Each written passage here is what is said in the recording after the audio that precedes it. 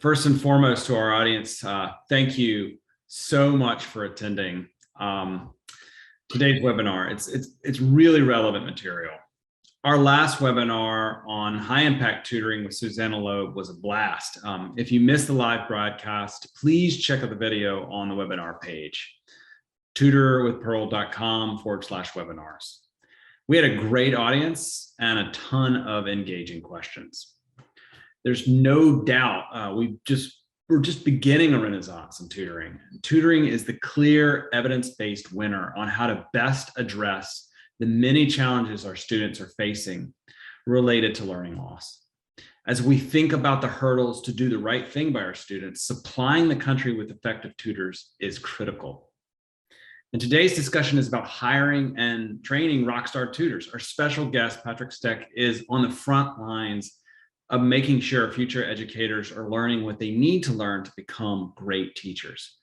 Patrick is the Senior Director of Policy for Deans for Impact, an organization committed to improving student learning outcomes by stewarding the transformation of educator preparation. Prior to joining Deans for Impact, Patrick served as a legislative assistant in the Texas legislature. Welcome, Patrick. Can you start off by giving our audience some background on Deans for Impact and specifically your team's work? Yeah, thanks, Nate and Pearl, for inviting Deans for Impact to the space. Super appreciative of all the work y'all are doing to think about how to rise to the challenge, support local communities and states, like really do what's right by kids. And so really appreciate this platform and look forward to the conversation ahead. So Deans for Impact was founded in 2015. Our organization exists to ensure every single child in the US is taught by a well-prepared teacher. We focus our efforts early in the arc of a teacher's career because we believe that is a critical moment to influence teachers' mental models and beliefs about students, and therefore ultimately their subsequent instructional decisions when they actually enter and lead their own classrooms. So we work to build the capacity of educational leaders at all levels to unleash the power of learning science in classrooms. In my own role, I think deeply about how to anchor education policy in the stability of science, and therefore seek to advocate for policies that create conditions that will ultimately catalyze improvement efforts across the entire field of educator preparation. Specifically, we believe that policy should ensure aspiring teachers have access to evidence-based coursework and high quality opportunities to practice their craft before entering and leading their own classroom, which is why I'm excited to be here with you today to really build the value of focusing on mobilizing aspiring teachers as tutors for both addressing today's challenges and preparing our students for the challenges of tomorrow. That's awesome, Patrick. Thank you so much for joining us. It's really great to have you. In the interest of keeping things really straight, because there's a lot of material to cover today, I'm going to split up our conversation into a couple of parts. We'll be discussing the nationwide teacher shortage, which I know a lot of people are really interested to find out more about what's going on, particularly on the ground. We'll chat about how to build a roster of the right tutors for your organization. We're going to discuss mitigating risks of hiring tutors too quickly, which I know a lot of folks are concerned with. We're going to chat a bit about best practices for vetting tutors. We'll talk about assessing tutor quality. And then, as we always do, we're going to end up just talking a little bit about the future of tutoring, which I'm excited about. So let's start off by talking about the nationwide teacher shortage. We have 50 million plus K-12 students in the United States and a need for over 3.5 million teachers to teach those students. Just wrap your head around that. It's a tremendous amount of resource. COVID helped to drive early retirements last year, 26% from the previous year. I mean, can you imagine 26% more tutor or instructors in our system retired than the year before? It's kind of a mind-boggling number when you start thinking about 3.5 million. The American Rescue Plan Esser, enacted in March of 2021, allocated $122 billion to states and schools districts. Based on some estimates, there might be as much as $190 billion available for schools. A significant amount of this funding is allocated directly to mitigating learning loss. 20% of the funding that the LEAs, the districts, receive is mandated to be used to address learning loss. There are multiple strategies being contemplated and explored: summer programs, school programs, and most important, this webinar, tutoring programs specifically. So let's get started. Patrick, what are you hearing from education leaders across the country, especially leaders focused on preparing the next generation of teachers? Yeah, good question to start us off. So as we all know at this point, the pandemic has unleashed tremendous energy, resources, and plans around tutoring as a means to facilitate learning recovery that's so desperately needed in all of our communities. But schools and communities everywhere are having a hard time finding enough tutors and simultaneously aren't building programs with an eye towards strengthening teacher pipelines. Every day, every single day, I hear from leaders that are scrambling to find enough talent and staff classrooms, and actually they're starting to explore how teacher preparation programs can play a role in mitigating staffing and learning challenges. And I always have the good pleasure of sharing a bit of good news right now is that EPPs everywhere across the country are actually mobilizing teacher candidates in many different school-based roles, including as tutors. But as an organization founded on the idea that our education system can and must do more to marshal empirical evidence in support of student learning, I always implore these leaders that are calling me to focus on strategies that are really backed by evidence, such as mobilizing aspiring teachers as tutors. So interesting. So do you think that the teacher shortage will normalize as we transition from pandemic to endemic? I mean, we're in such a weird period. Or do you think, we're seeing a more long-lasting trend? Yeah, I think it's good to be really clear up front. Teacher shortages are not a new topic in our field of education. The US has long struggled to attract, train, and reward enough teachers to actually serve our students adequately. Teacher shortages are often vexing for specific subject areas like math, SPED, ELA, and geographies, particularly our rural communities across the country. And we have a hard time recruiting a workforce that actually reflects the students it needs to serve. But I've got to be honest, this round of conversations about teacher and even substitute shortages feels uniquely different. At the start of the school year, teachers reported levels of exhaustion that we might expect heading into the end of the school year. Right now, states are taking pretty drastic measures to mitigate these shortages, everything from deploying National Guard troops in New Mexico to schools practically begging parents to volunteer in classrooms in my own community of Austin, Texas, just a few weeks ago. So in addressing immediate staffing challenges, we really have to think deeply about long-term consequences, such as the ability of those interacting with students today to deliver high-quality instruction. So as we think about, I'm really curious to get your answer to this. So we think about aggressive tutoring initiatives across the country, as you and I have talked a lot about what's going on across all these different states. How are you seeing the states and districts move to hire so many tutors? I mean, there's such a need for so many tutors, and at the same time, like there's this adjacent substitute teacher and teacher shortage. Yeah, it's challenging. We're not the only industry facing shortages, and so it's really not a surprise that amidst like broader industry shortages in our like global economy, communities are really struggling to find enough tutors to meet student needs right now. Which is why we're seeing education leaders take a multitude of approaches when it comes to sourcing tutors. I'm hearing from everyone's in many different communities that are seeking support from retired teachers, in-service teachers, college students, community volunteers, and in some cases, even high schoolers to support their younger peers.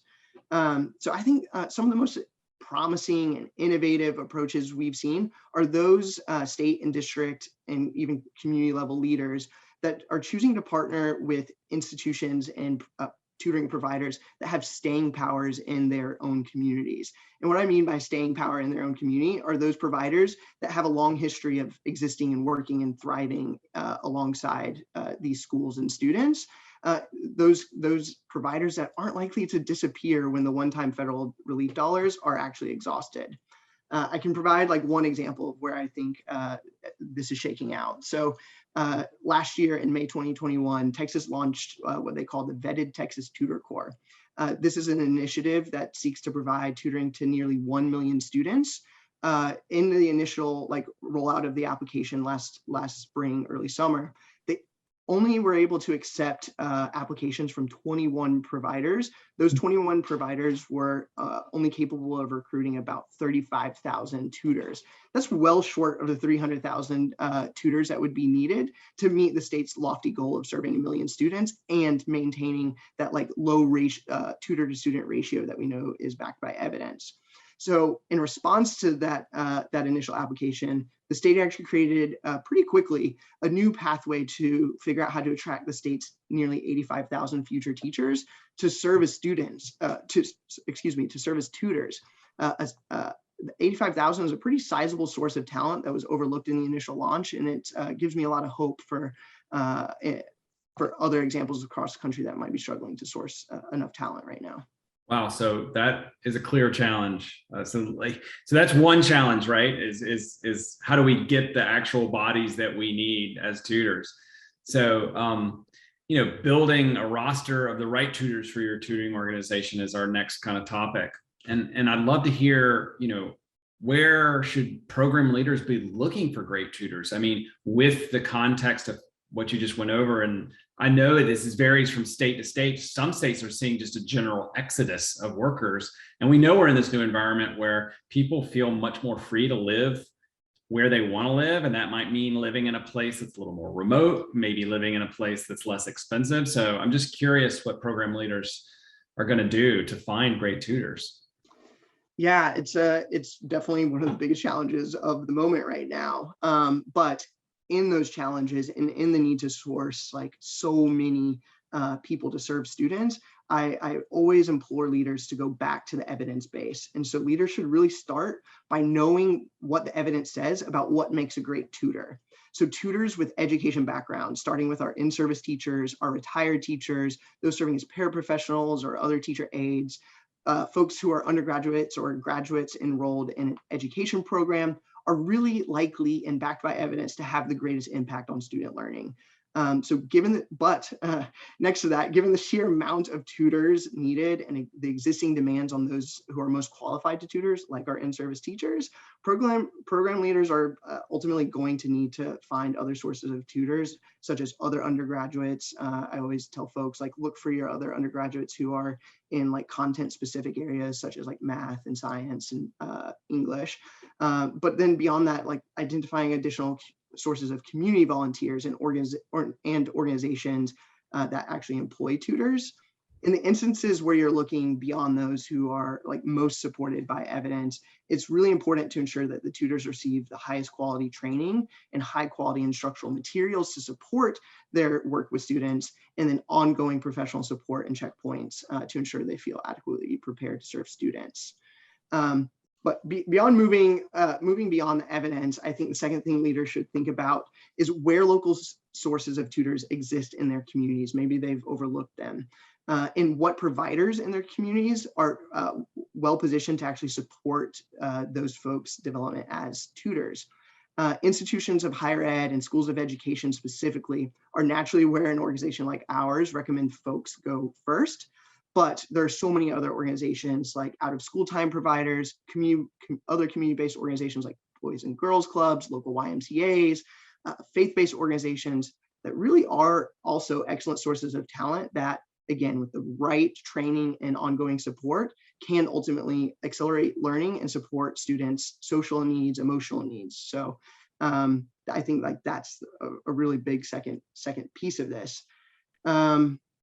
And I also think that like when leaders need to look beyond their own communities, like look for tutors outside of their own community, we encourage them to think really deeply about, one, the quality of the training and support providers are offering their tutors that they're employing, and two, the willingness of that provider to situate the learning in the local context. So if you run into a tutoring provider that's not willing to like be flexible and nimble and find ways to make sure that the programming they're offering and the tutors that they're employing are knowledgeable about like where students live, that should be probably be a red flag.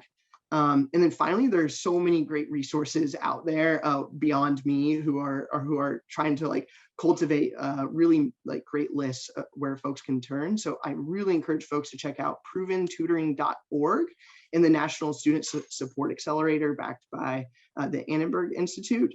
these folks. They provide a really useful tutoring database for state, district, and even school level leaders that are looking for great sources of tutors. Yeah, I mean, should programs be promoting tutoring positions or looking to create a pool of tutors from existing groups of teachers? I'm curious. I know that's a kind of an extension of the previous question, but Yeah, so I think just given the sheer amount of students, again, that need additional support right now, the answer, it has to be both. Like we need to be thinking about both types of group. So to the extent that we can access existing groups of teachers to serve as tutors, we absolutely must tap into and reward their expertise. But we must recognize how hard these groups of teachers are already working. I think we all know a teacher in our life who comes home day in and day out, like filled with passion, but also just so exhausted. So to be frank, to ask and expect these teachers to do any more than what they're already doing without substantially reducing other responsibilities and or dramatically increasing their pay is, in my opinion, kind of absurd. And so when creating new pools of tutors, we highly encourage folks to turn to institutions in their state that prepare teachers. Outside of those teaching or serving as paraprofessionals, they are the group most supported by evidence to accelerate student learning. And I know I've said this multiple times already, but to put a finer point on it, I'll point to a 2020 randomized meta-analysis of about 96 tutor programs that found tutoring programs consistently lead to large impacts on student learning. But a sub-finding of that was that programs in the study that were led by teachers or paraprofessional tutors were generally more effective than programs that use non-professional, volunteer, or parent tutors. Notably, in the study, paraprofessional tutors were broadly defined as paraprofessionals, teacher aides, school staff members, undergraduate students in education, and service fellows, thinking about our folks who might be in an AmeriCorps education service position. And then lastly, like other groups will undoubtedly are needed to meet this incredible moment we're all facing. And so again, when creating those other groups, I really cannot emphasize enough just how important it is to focus on the training and support that those tutors receive. yeah, it's so fascinating. Just between yesterday and today, I've talked to 4 different states, of which, they're at different places in implementation and fulfillment and thinking about rolling out and thinking about the best way to address, this huge need for tutoring. I know you're doing the same. I know you're doing a lot of consulting and helping a lot of states try to figure this out as well. Can you give some example of how folks across the country are addressing this need to quickly grow their tutor resources? I know that we talked broadly about it, but I'd love to just hear what you're hearing from across the country. Yeah, it's such a good question. And like most things today, not just in education, it's a pretty broad spectrum. On one end, you have districts that are being statutorily required to offer supplementary instruction to students immediately. For example, during the 2020 legislative session here in Texas, leaders passed House Bill 4545, which mandates that any student who did not successfully pass the state end of course assessments in grades 3 or 8 must be offered accelerated instruction. That immediately, and you can imagine the amount of students that needed that type of support. It was well over 1 million students that qualified for this need, which led to the creation of the vetted Texas Tutor Corps that we previously discussed. On the other hand, you have programs that have intentions to reach scale gradually, thinking more deliberately about which students receive accelerated instruction first. For example, the Learning for All tutoring partnership between Tennessee Tech University and Putnam County School System in middle rural Tennessee looked at student data across 3 different assessment measures and decided to target initial offerings to those students who just quite didn't meet proficiency across the selected assessment measures. This group of students initially represents about 5% of the student population in the Putnam County area. And program leaders have the intentions and goal of serving about 10% of the student population by year 2 and 15% in year 3, and then figuring out how to sustain and continue to scale that work moving forward. Another example to move us out of the southern regions is of this like kind of learn fast, implement slow approach is the Metropolitan Chicago Tutor Corps that is being led by the Roosevelt University College of Education, where aspiring teachers and other undergraduate students are providing reading and literacy tutoring to first through third grade students in the Chicago Public Schools, Metropolitan Chicago Public Schools like area. Mhm. And then like, if you take those as like either end of the spectrum, somewhere in the middle of those two programs are ones like Mission Acceleration in Mississippi that were quickly launched in reaction to the pandemic. This particular program relied on like the governor's emergency education relief dollars, those GEAR funds. In their launch, like they really struggled with recruitment, as we've already discussed, and some logistics around tutoring. But we're still able to demonstrate in that first initial 10-week summer pilot effectiveness. To put a fine point on this, in just 10 weeks, this program was able to accelerate and demonstrate that students experience on average 4 months of academic gains in reading. And in part because of their demonstrated success, they began to see natural increases in the number of tutors available. So to be as specific as possible, they launched last summer with just 24 tutors. In this semester, they've enlisted 120 tutors across 7 different communities in the state of Mississippi. I think that's like really powerful lesson to be learned about learning as fast as you can and implementing slow. Yeah, so of course, thinking about, like, I'm trying to think of a good metaphor here, right? As a car becomes quicker and quicker and quicker, it becomes a bit more dangerous, right? So like, as we think of, I think it's great, right, that these states are able to kind of implement fast. I think there's a lot of pressure, both, political, right? A lot of governors are sort of pushing hard to kind of get things moving as quickly as possible. We're wading into some unknowns, right now. Some states have just never done anything like this before. And then there's also the Esser cliffs, right? There's funding, and that funding has got to be allocated. It's got to be used by a certain amount of time. So do you feel like there are risks involved in hiring too quickly, like pulling these groups together too quickly to meet the difficult deadlines that are being set? Yeah, it's easy answer is definitely. There are tons of risk involved in the decisions that are being made, but I'm going to pause and say that like state leaders that are making these decisions seemingly quickly and really like really challenging contexts, we have to like, in my opinion, appreciate the like gravity in which they're making these decisions. I don't think any of them are trying to make decisions that won't impact students, but inevitably those risks exist. And I think their goals, their primary goals right now are to support students who need it now. And we can't overlook like how many students need support. So on one hand, I applaud these folks' efforts to move quickly, but we have to take stock of what the risks are and how we're like learning as we're going and making sure we're mitigating some of those risks. So while it's tempting to rush to figure out how to spend these incredible resources made available by the federal government, program leaders really must take time to ensure that they are being spent on evidence-based strategies. Folks like the Annenberg Institute and the National Student Support Accelerator are a great resource to turn to when trying to evaluate what constitutes evidence-based. Other organizations like Results for America, I always point to folks towards them.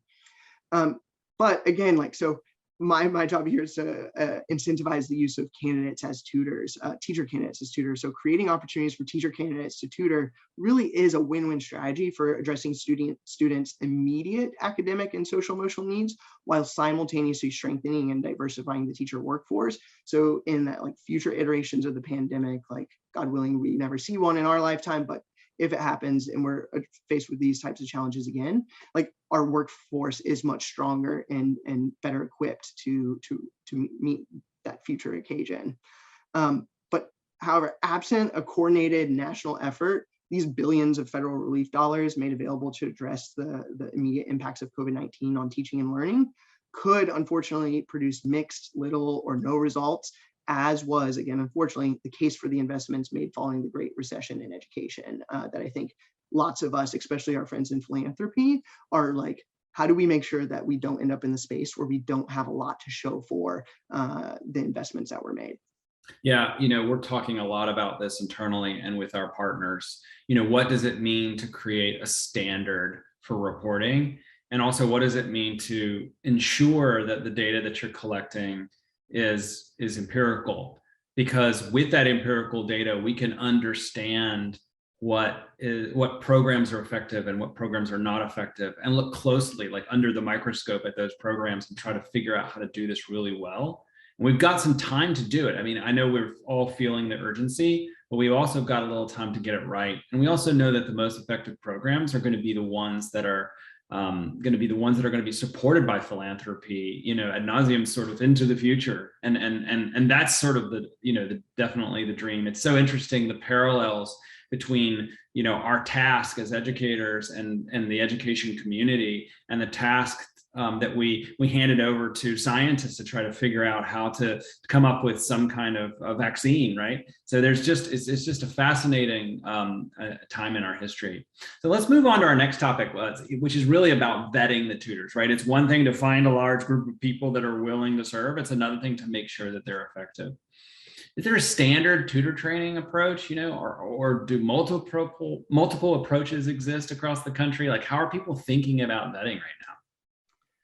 Yeah, there are multiple approaches to tutor training across the country, as are there multiple ways of educating children across the country in the US. That's a product of leaving educational decisions to our states and local communities in most spaces. So while there are multiple approaches to tutor training across the country, I'd argue that there might be a few too many approaches. And I think it's important to differentiate approaches to meet local needs, but it's also important to note that at the center of tutoring is students. And despite all of the changes wrought by the pandemic, what hasn't changed is the process by which students learn. Our scientific insights into cognition are as true now as they were before March 2020, when we were hit by the pandemic. As such, we, Deans for Impact, believe tutors and teachers who possess a firm scientific understanding of how their students learn will ultimately be better able to adapt their practices in response to whatever school conditions they face. So while multiple approaches exist and likely need to exist based on local context, we believe that it should start with a firm understanding of like how the brain works. Like the brain works how the brain works, and we should be able to support our tutors in cultivating specific teaching practices, tutor practices that can move that student thinking forward. Yeah. And so I have so much respect for teachers. I have a lot of teachers as family, and I know how exhausted they are. And some of my family members who are teachers, they've been in that environment when they're teaching 20 kids, 30 kids at a time. They're not teaching one-on-one or one-on-3. And so this is not a question of their capability. I'm just wondering about the difference in this question. If you hire a certified teacher, do they need to be trained as a tutor? I mean, is there enough of a differentiation in those kinds of experiences that you would need to really at least have some kind of baseline new approach in a smaller teaching environment? So I'll start where you kind of started to, and by reminding folks that in my personal opinion, asking the teachers of today to take on additional responsibilities really feels kind of disingenuous. However, to the extent that individual teachers are attracted or required to serve as tutors, I think the answer to this question lies in the context of which the certified teacher is actually serving as a tutor. For example, if they're a student's normal classroom teacher and provide them additional instruction through tutoring during the class period, using the classroom's existing curriculum, it seems to me that they would be well suited to provide tutoring to that student without much additional training, maybe some additional training on like tracking student progress if it's part of a broader tutoring program to ensure we're able to evaluate the effectiveness of the intervention being provided to that student. But otherwise, like they know this student, they have a relationship with the student, they are using the curriculum materials that they're used to using. So In that context, I'm not sure there's much additional training that would be needed. And again, would be hard to ask an in-service teacher to take on those additional responsibilities to train, to work with the students that they're used to working with every day. Whereas if these in-service teachers, currently certified teachers, are serving as a tutor in another context, perhaps online in a volunteer capacity, additional training really may be warranted to ensure they understand the program's expectations, processes for working with students, and ultimately like the curriculum. That's a big piece of making sure teachers understand and can effectively use those curriculum materials that they're being provided and expected to support students with. But then finally, we believe everyone working with students as tutors would benefit from some additional training on how to use and adapt high quality instructional materials. Again, can't put a finer point on that. How to leverage formative evidence of student learning to plan and revise lessons, as you said, Nate. How to offer specific feedback to their students, like in the moment, and then how to engage students in targeted practice.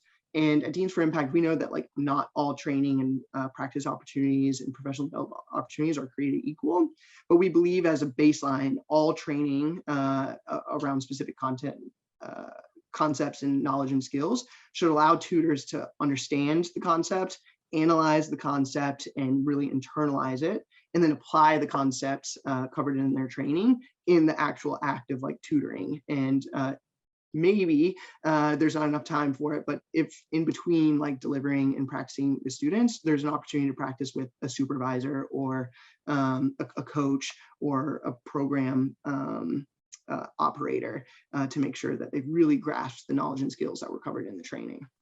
Yeah, that's so interesting. We were actually talking to a state yesterday, and of all of the problems, most states are talking about data collection of one that we're thinking about that a lot at Pearl. But there is also this concept of how do you automate tutor training? How do you create really great materials as part of the onboarding process of coming onto the platform that they're going to be using for teaching and for accessing curriculum and for data collection?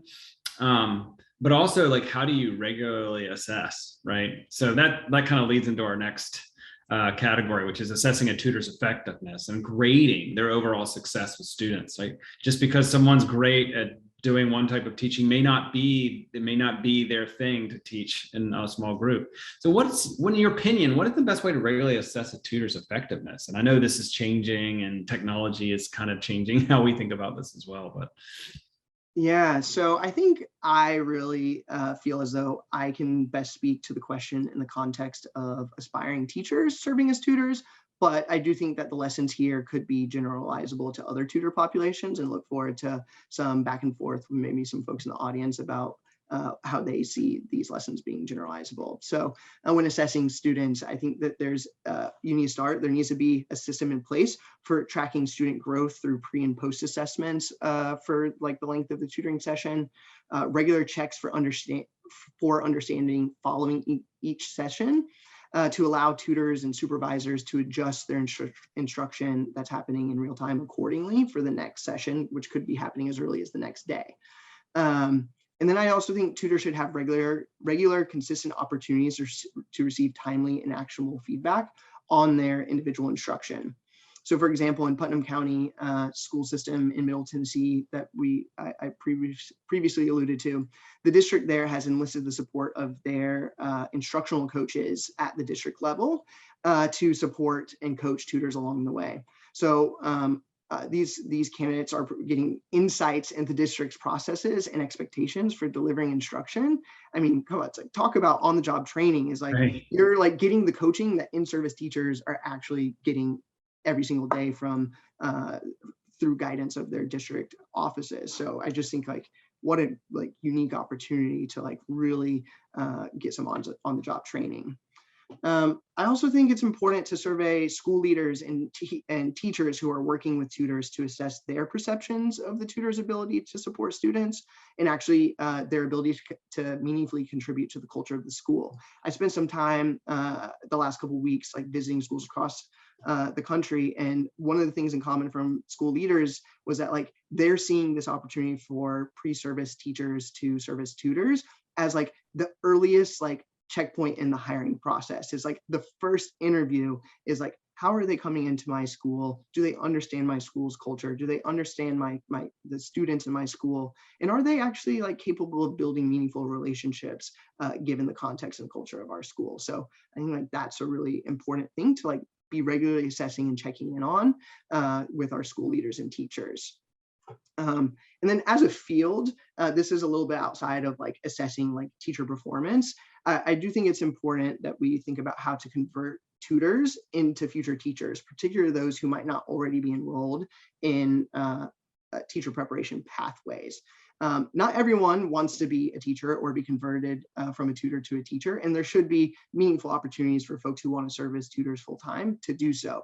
But I think we should be learning like who might have an interest in teaching that they didn't really discover until they had an opportunity to tutor and work in schools with kids.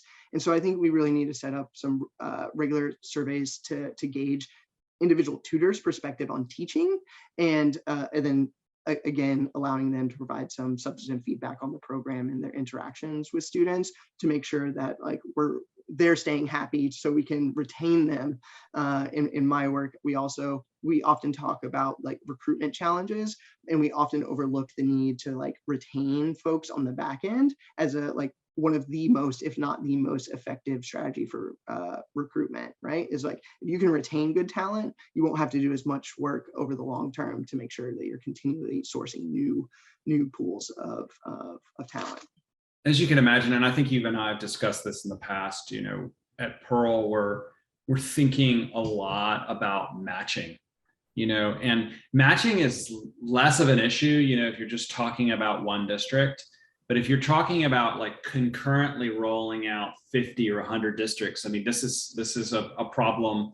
We'll call it a problem, an opportunity that we're working to solve with the state of Illinois and the Illinois Tutoring Initiative. You know, we're actually building out a matching algorithm to solve for this problem, and the reason is because we want to do it in an evidence-based way. We also want to randomize it in a way that would allow us to build research on top of it. But it's a huge issue, right? I mean, it's one thing to match 10 tutors with 100 students, and it's another thing if you've got 3,000 or 4,000 tutors that are serving 100,000 or more students. So how do you think about matching tutors with students? And you know, there's also that other piece, which is you've got kids that really need help. You know, you've got kids with IEPs within the context of trying to serve as many students as you can. Well, I'll pause by saying like thanks to Pearl for like choosing to tackle that issue of matching, because I can say in my conversations over the better part of the last 2 years with leaders, particularly in higher ed, who aren't accustomed to having to match students at this scale as tutors, like just like thank you for like trying to like mitigate some of those challenges that are ultimately really important to address to be able to get to the thing that really matters, which is like the instructional, like teaching moment that happens between a tutor and a student. And so to the extent that Pearl is able to successfully create a matching algorithm that is like based on evidence and like is getting the best tutor in front of the student based on their individual needs, like that is just like incredible like work right now. So again, thanks to Pearl for doing that. Again, I'm gonna like speak in the context of a pre-service teacher, an aspiring teacher, because that's where my expertise lies. But hope that there's some concepts here in how we think about matching pre-service candidates as tutors with students for a more generalizable like tutor population. So we think matching of any tutor to any student has to be intentional, and that above all else, the quality of the preparation that tutors are receiving to meet the specific needs of their students is tantamount. You have to start there. And so embedding tutoring experiences in a teacher candidate's professional training program really allows you to make more intentional matches that ensure a student is matched with a tutor being prepared to meet their specific needs.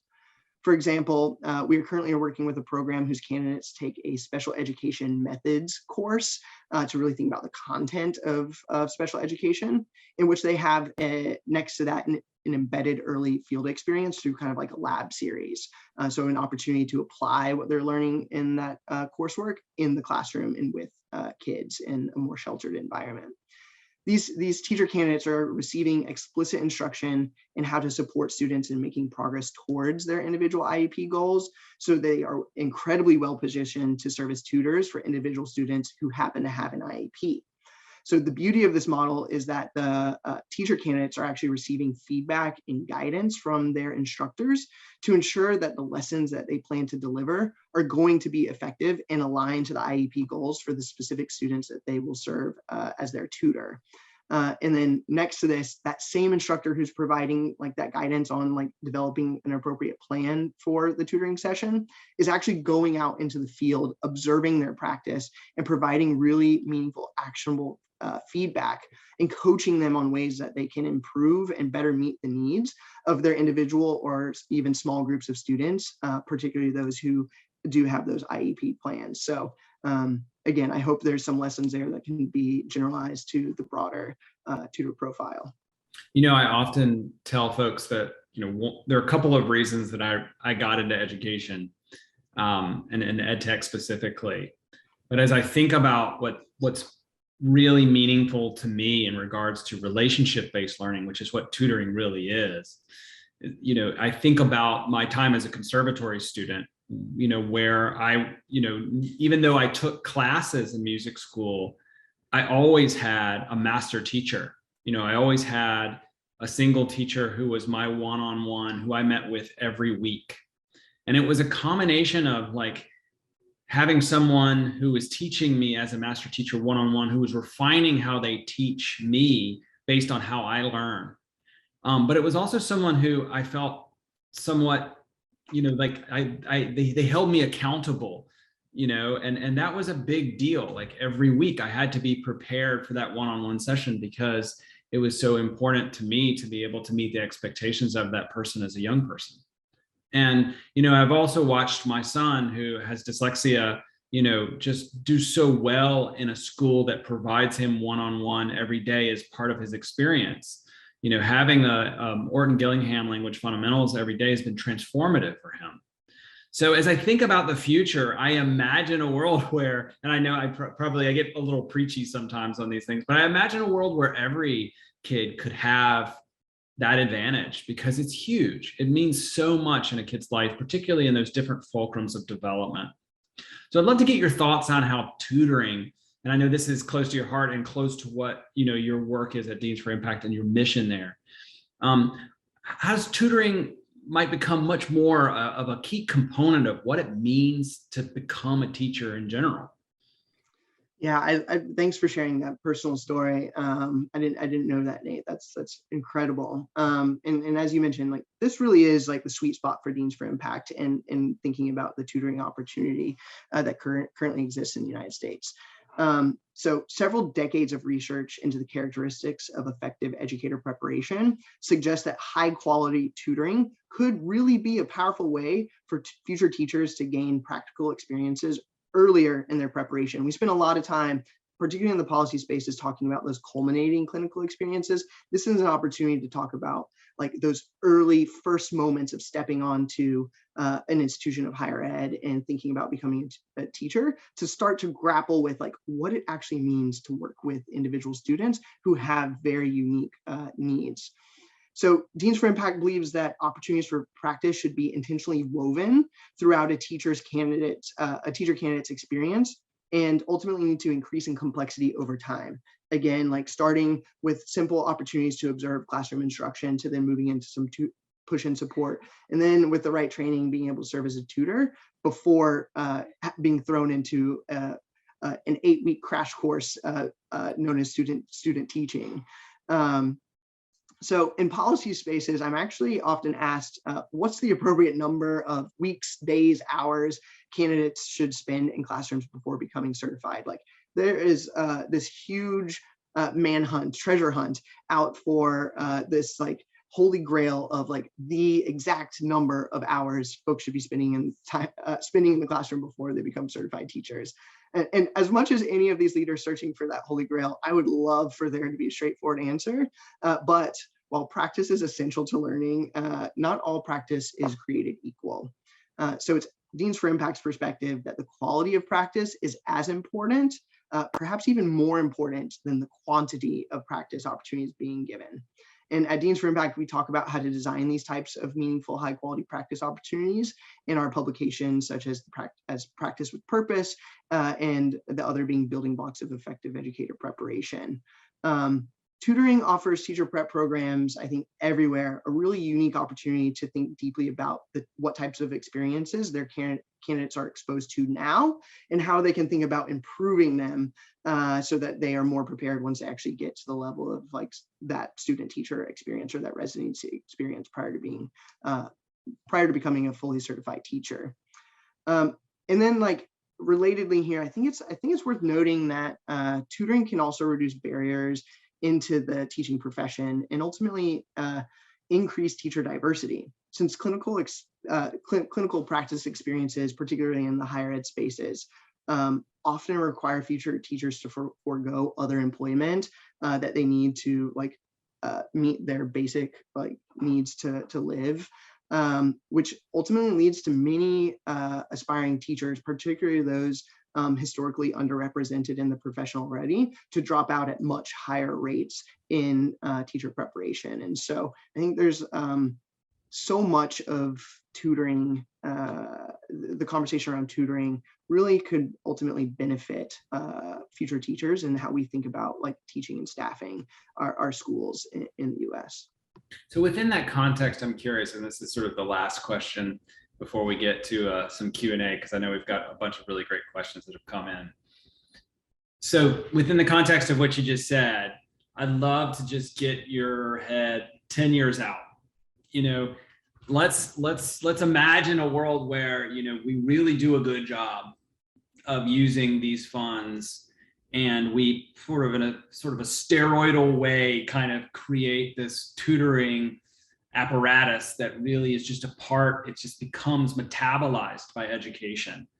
You know, what does that tutoring landscape look like? How do you see it evolving? Yeah, I'll start by saying, tagging on and building on something you said, is that like, if we did this right, like that's my ultimate goal, is that the only programs operating in 10 years are the ones that like we know support students and continue to support and meet student needs. So I think like first and foremost, like I can't emphasize enough that like we have to get this right for students. And to the extent that there are programs that aren't producing results, we need to be comfortable with ourselves to recognize that and shut those programs down.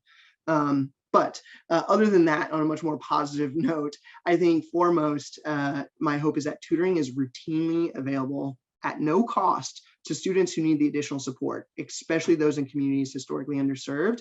And again, I have to give kudos to Pearl here. One of the first conversations we had, Nate, you described the cost sharing model that y'all embrace and think about to ensure that like communities that historically wouldn't have access to these types of opportunities are able to access Pearl's resources through the partners that Pearl pursues. So just like kudos to you all for like really grounding it in educational equity and outcomes for students.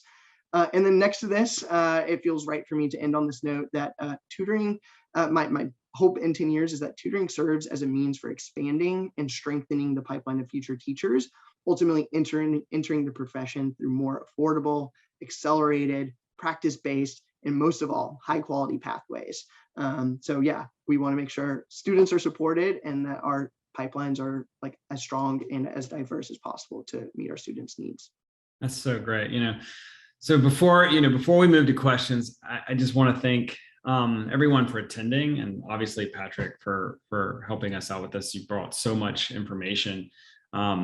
These are extraordinary times. You know, the tutoring industry is exploding. We have an opportunity to truly change, in my opinion, and I think in a lot of educators' opinions as well, truly change education through one-on-one and small group learning.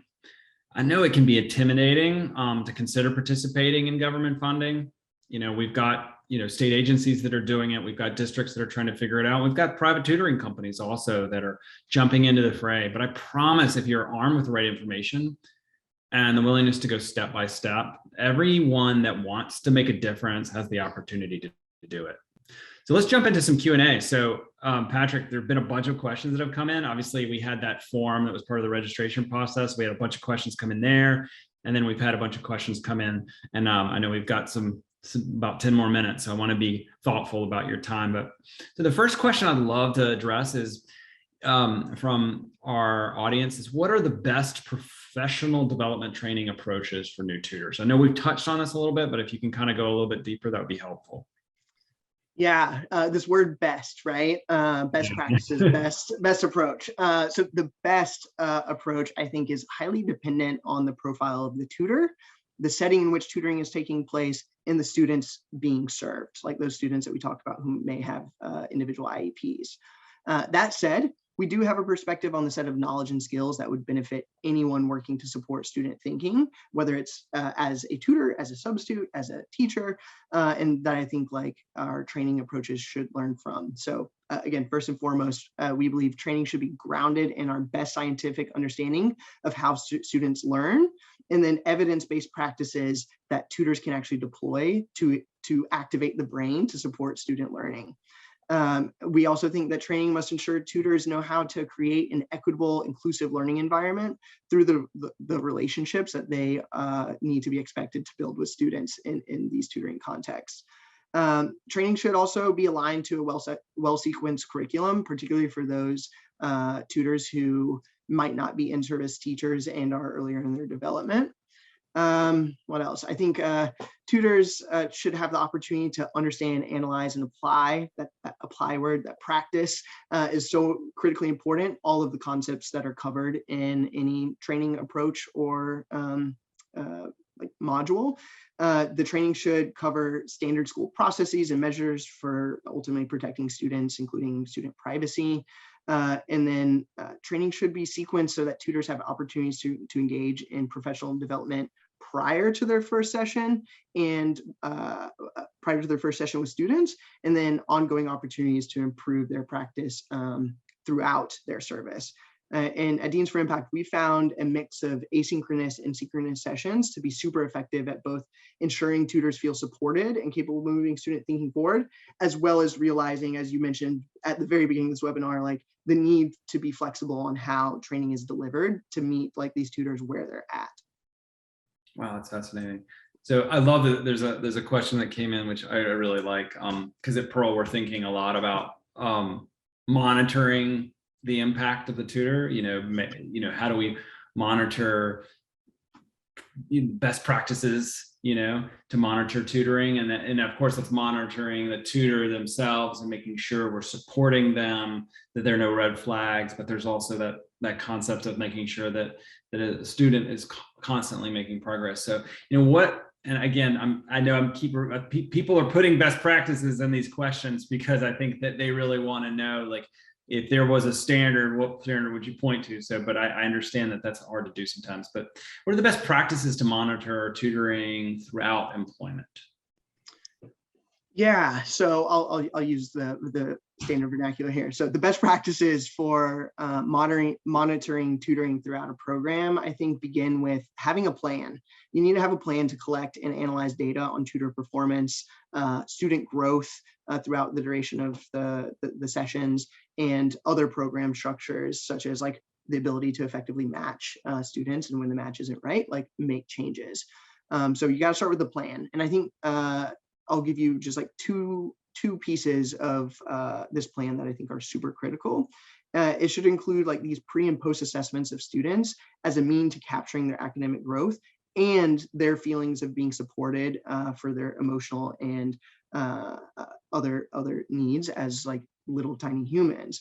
And then I also think this plan should include opportunities to survey tutors to ensure that they feel adequately prepared, because if they don't feel adequately prepared, at least in service teacher space, we know that they're likely to not persist in their positions. And so we need to be checking in and have a plan for checking in with our tutors to make sure they feel adequately prepared, and that they can ultimately reflect on their own mindsets and beliefs about the program and the students they serve, again, as another check to make sure students are protected. And then beyond a plan for capturing and analyzing data, monitoring tutoring must include ongoing coaching and support for tutors to ensure that they continue to develop their ability to deliver really effective instruction and support all student needs. And the last thing here I'll say is that there should be a system for checking with parents and guardians of students so that they understand their students' learning process and that they have an opportunity to provide feedback and like be an advocate for their students' needs.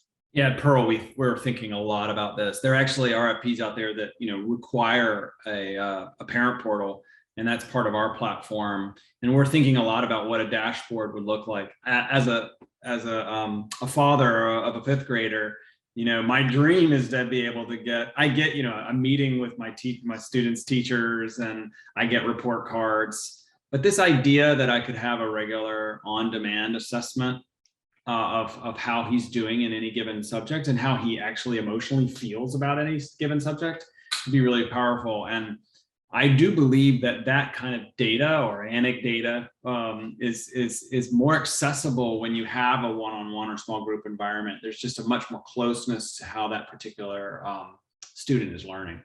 Yeah, totally. So this is an interesting question that's come in through chat. So.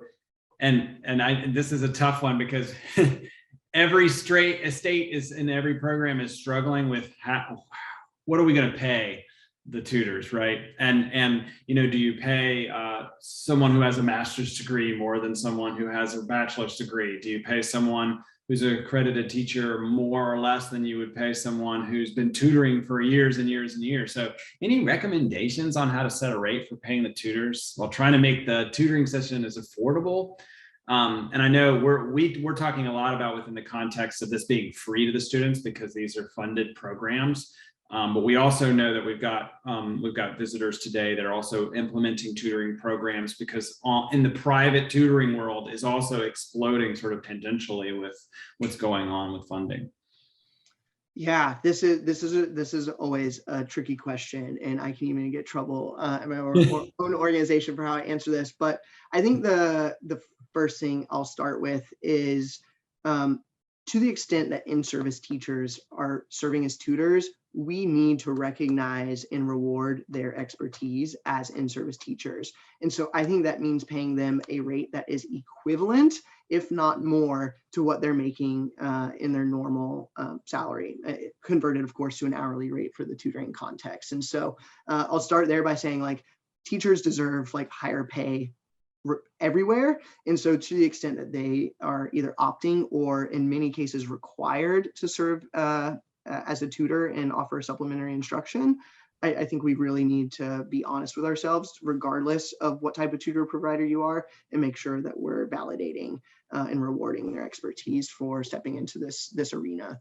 That said, I do know that like cost to run these programs and making sure that the costs are as low as possible and like per student, most states and districts think about like a per student cost. I think there are ways to think about to ultimately think a little bit more innovatively for specific populations of tutors. If you're an organization that like employs tutors, I think you need to pay like a fair market like wage and rate.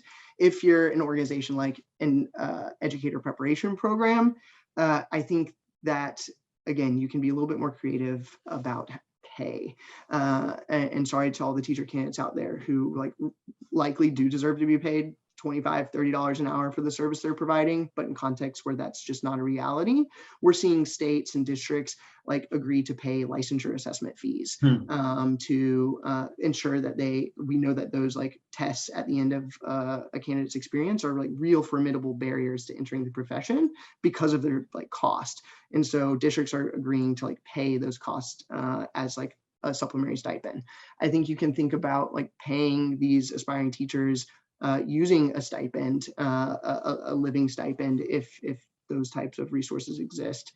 To the extent that you want to have a consistent like per hourly rate, something that we're actually seeing is districts actually going above rates that institutions of higher ed have set via federal work study, which creates a really complicated challenge. So I think, I don't know if I like fully answered your question on how to set a consistent pay, but yeah, I think that's a big challenge to continue to grapple with. All right, we're going to squeeze one more quick question in, and I know we've only got a couple minutes, but this is actually from my new friend Spencer from the state of Colorado, who's asking, how do we fill? This is a great question. How do we fill the emerging need for tutors so educators, without exacerbating the current deficit?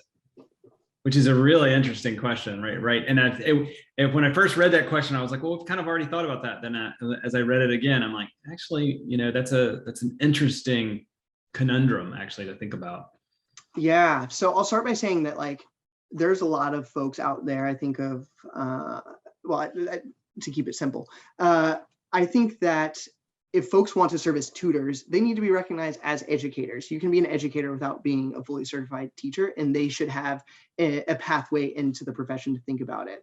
But so that we don't inadvertently recruit folks who are serving as in-service teachers to become tutors, we need to be really careful to ensure that the incentives and structures set up to become like a tutor or a for-private tutor don't promote and exacerbate these deficits that Spencer from Colorado suggests, right? I think that we have to take stock of making sure that like we're recognizing and rewarding our in-service teachers and not incentivizing them to exit the profession even faster than what we're currently seeing. And then again, it's appropriate for me to end here is that like we have almost 450,000 aspiring teachers in the US. And if we think about how to really systematize and get these folks serving as tutors, particularly those folks who are earlier in their development as future teachers into the classroom, we're ultimately just like bringing additional support to those in-service teachers, giving them more time to work with individual students, even on their own, in their own classroom context. And so I think like as a field, we've been talking about it, but we really need to think about how to really systematize getting our future teachers into the classroom, both to meet students' needs, as well as like set them up for success when they are eventually filling some of these gaps that Spencer highlighted. Awesome. So thank you so much, Patrick, for all that you're doing, your amazing work at Deans for Impact. We will be doing more webinars and bringing on more and great, exciting guests. We'll be announcing our March webinar, I think on Monday, which is really exciting. It's going to be really cool. Also, we're planning to make notes, videos, and transcripts as we always do related to today's webinars available to you.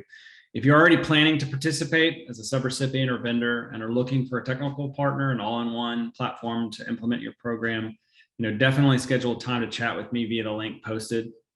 The link will also be sent out to everyone via an email following up with the webinar. So we're going to be sending out this video to folks. The video is publicly available, so share with your colleagues. We want as many people to see it as we possibly can.